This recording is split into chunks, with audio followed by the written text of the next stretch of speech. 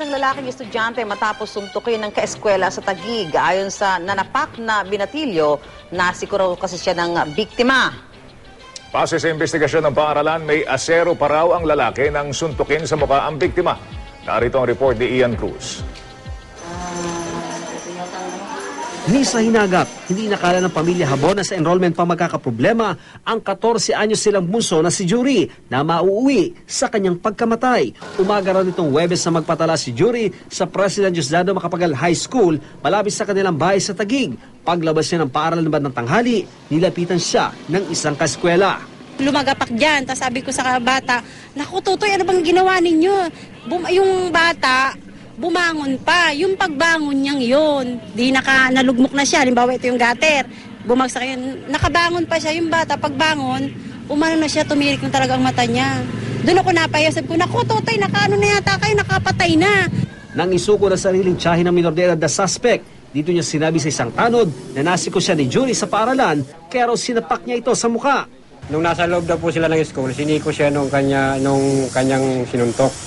Kaya ginawa niya, inabangan niya sa labas. Pagdating sa labas, saka siya sinuntok. Naisugod pa sa ospital si Jury, bagamat namamaga na raw ang kanyang bibig at wala nang malay. Naapektuhan na raw noon ang utak ng binatilyo. Maghahating gabi nitong Sabado, tuluyang pumanaw ang biktima.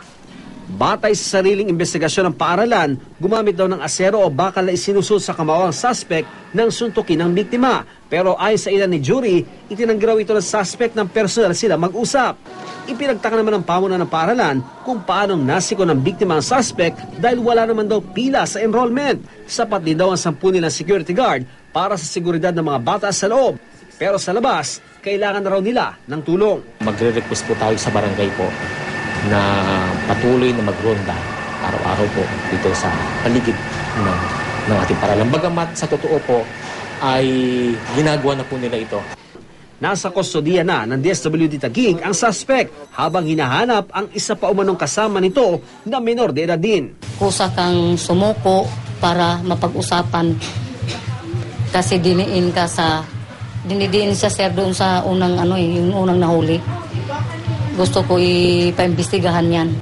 Dahil minor de edad ang suspect, ayon sa DSWD, maaring mga civil liability o pananagutang sibilang at di kriminal ang kakaharapin ng suspect.